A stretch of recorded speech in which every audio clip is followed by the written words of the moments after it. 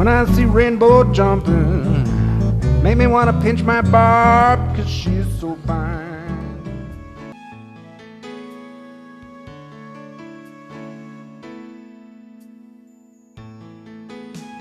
One of my favorite flies is a kiwi muddler. And I've changed that a little bit and added a cone head and added a few little twists that make this fly a lot better. One of the things I love to do with streamers, that is fish at night. Yes, night. And I like to fish early in the morning. Now, a lot of people think you want to use a white fly for that.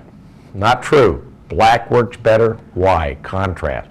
Fish can still see light at night, and it's almost like a washed out color for them. And that black will really have contrast and show up. So I'm going to tie a black kiwi, one of my favorite cloudy day or night flies. So let's get started with the conehead kiwi. Now, first of all, you can see that I have a cone already put on that. And now you can get cones in different colors. You can get tungsten cones. I've got now the tungsten are a little bit more money, but they're also a little denser and a little heavier. Now notice the different sizes here. That brass is a lot smaller. Now I'm doing a size 4, so I'm going to tie a bigger cone, a large cone. Now I'm going to seat that cone first by tying a little bit of thread right by the eye. See, I'm wrapping some thread. Now the thread I use on this fly is a rod wrapping thread, a G Gudbroid. I found that to be the best for working with hair, and it packs very, very nicely. Now I'm working that up. You might say, why am I doing that? Well, I want it to seat in there, so not only when I'm tying it, it doesn't wiggle, but also it'll stay in there when we're fishing it too. Now I can just put a little half hitch, and if I wanted to, I could just do a little whip finish too. Now if you have a whip finisher, if you don't do a hand whip finish, that's fine too. But that'll work out well. And actually that cone will be pushed in right over it, and you won't really have to worry about it. Now we're going to start with some lead. I always like to have my kiwis leaded, and I'm going to guarantee you this will seat. Now if you don't put this lead on, and you decide you want it close to the surface, then what I do is just build up some yarn, and you'll see why, because it's important. The yarn will help fill out the Flashabou tubing body. Now let's get started. Notice that I have my lead on a spool, and I just wrap off a bulk spool onto these little fly tying thread spools, and we're ready to go. I don't get an expensive bobbin for this either, because they're kind of hard on bobbins. Now I'm going to start just around here about where the barb is, and then I'm going to come forward. Now notice it's wrapping nice and easy, and it's just a great way of wrapping lead. It keeps your fingers from turning black.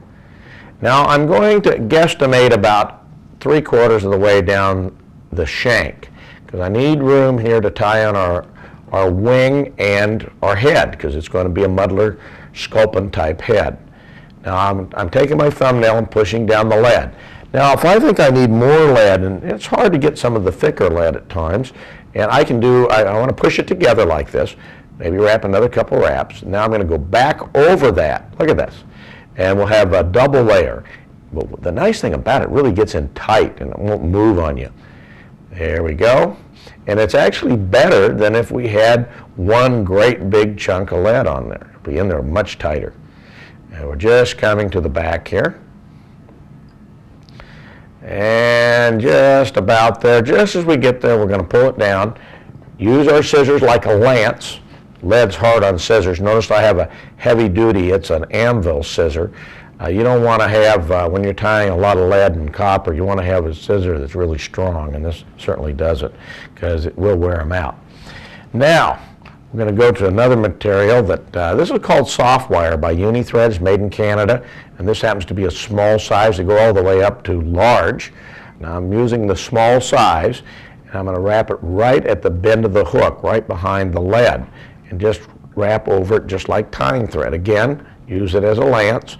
I'm going to make sure that I cover that up. Now, we're going to stop it right there, and we're going to get some Flashabou tubing. Now this Flashabou tubing is going to be pearlescent, and I need a large. You can try a medium. Sometimes the mediums will go over, but you got to go over that cone. and that takes a little bit larger tubing. Now I'm going to pull it to the back, and then once I get it to the back, I'm going to then tie it down. Notice that I'm using it just like tying thread. I'm tying it down very tight. Now we knew the kiwis had a little bit of a problem with this body. It sure is a great imitation of the belly of a minnow, but boy, a brown trout's teeth would just rip it apart. But now we add this little ribbing through here, and it really adds to the durability of the fly. And adds a nice color variation to it also. Notice I'm going right through there just like I was ribbing it with thread, and we have a nice minnow-like body. And I'm trimming it out. Now if you're right up against that cone, you're going to be too close. Now you're going to be careful of that. And there we go. Now at this point I'm going to take my tying thread that I had before, and what we're going to do is wrap over that. Oh, typical fly tie. I've already, my tying bench, lost my thread. Oh, there we go.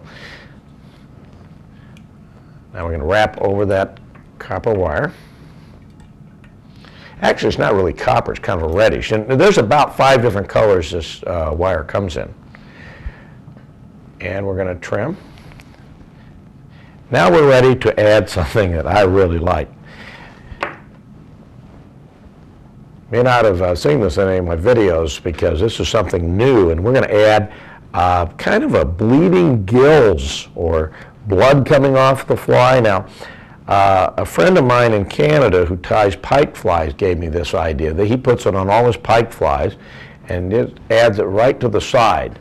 And when we first started tying it, we called it the bleeding heart kiwi, but since we've just incorporated into the regular kiwi, it's now what I'm putting on here it's rabbit. It's a thin little zonker strip of dyed red rabbit. You can use orange, a burnt orange, kind of up to you, but I like the red, especially with the black here. It's nice contrast.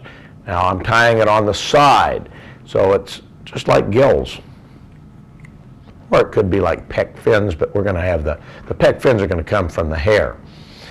Now we've tied that in, and we're ready to go. Let me just tilt that where you can kind of see that. Now we're going to add the wing. Now the wing is quite unique the way we cut it. Now what I've done is taken some dyed rabbit. We haven't seen too many black rabbits running around at night, so we have got a dyed rabbit strip. Now this is going to be darker. Now of course on the regular kiwis I use brown, I use gray brown, I use chinchilla, a lot of different colors for my kiwis. The idea is good movement up and down, and we're going to tie this down using our thumbnail so it's right on top. Now where did we get it from? We got it from a rabbit strip right here. And how did I trim it? I can take an X-Acto knife and trim it that way. If you take a scissor, you've got to make very short little cuts. And I'll usually do it just about like this. I'll just do it real quickly here. That's the kind of shape that you want to have. I think it's kind of hard to see that black, but I think it's minnow shaped. Thin up here, and then comes out wide and right on to the back there.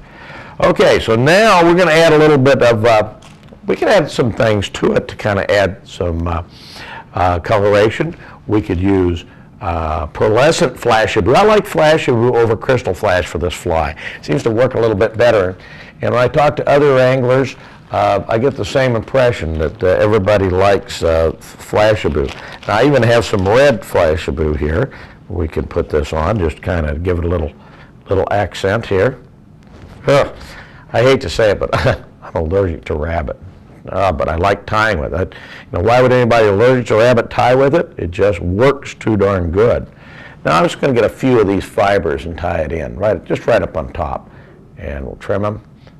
Don't need very many, just a few. Have to give it a little bit of a touch. And if you want to add a little of the pearlescent, I find this pearlescent just so I want to say insect-like, and it really isn't insect-like, it's minnow-like.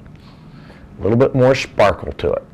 Now, if I'm fishing in the fall, maybe for some spawning brown trout or before the spawn starts, I'll take out some of that flash. I might do an all black body I might also add some of the short flash chenille in black, just to change the color so it's not as bright. One thing we notice in the fall that they don't quite like as bright of kiwis. Now we're ready to tie in the head. Now, one of the reasons I designed the kiwi muddler is that I wanted a scuplin pattern you could tie within 6 to 8 minutes. Some of you might be able to tie this in 5 minutes. The regular kiwi without the cone head can be tied in 5 minutes. Now, if you think of some of the real big scuplin patterns, real intricate ones, you'd be lucky to tie it in 15 or 20 minutes, and you're not going to want to throw it very close to a brush pile. So that's one of the reasons why we designed the kiwi. Okay, here we go. I'm coming in from the side. I've got a nice bunch of dyed black. Now, how much should you have? Measured against the gape. And you could add some cement at this time. For the sake of speed, we're not going to do that, but just add it right in here. And I'm going to take that point and line up my tips right there. Now watch with my thumb. I'm going to spread it out. Tight, tighter, tightest. Now you notice that it didn't spin. I like to call this flaring instead of spinning. I'm going to do the same thing on the other side. Now make sure when you tie this in that you tie it close to that wing for the first two. You're actually going to put 4 clumps in here.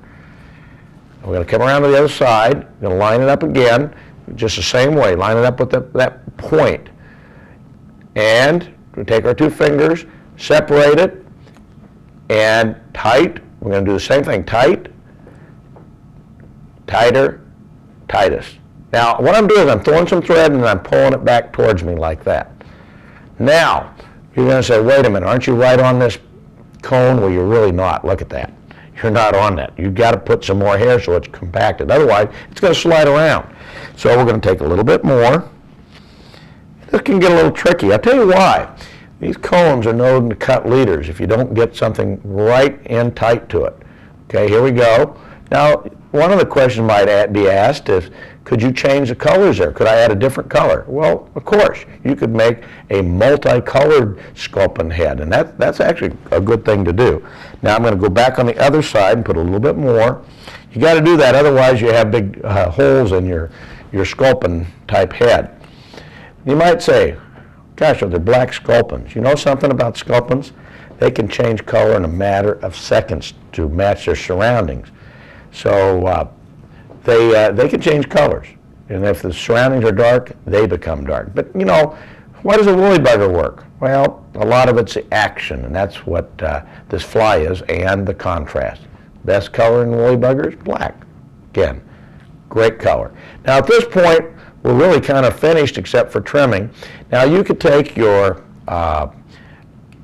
Mattarelli whip finish and do it like that around there, but I prefer, if you can, try to do it by hand, and I find that to work the best. All you got to do is slip in here and get under that cone. I'm pulling back on the hair, and I can slip it in right underneath the cone, or the hair, right? The cone is right up against that hair, and it's a little tricky at first. Oh, that darn rabbit just got my nose going there.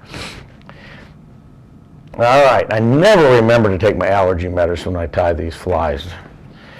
There we go. Now I trimmed that. Now we're going to also put in some cement. And when we put the cement, we're going to drop it so it goes right in underneath that comb. And I do that with the bodkin. Dip into the cement and then put it right around there.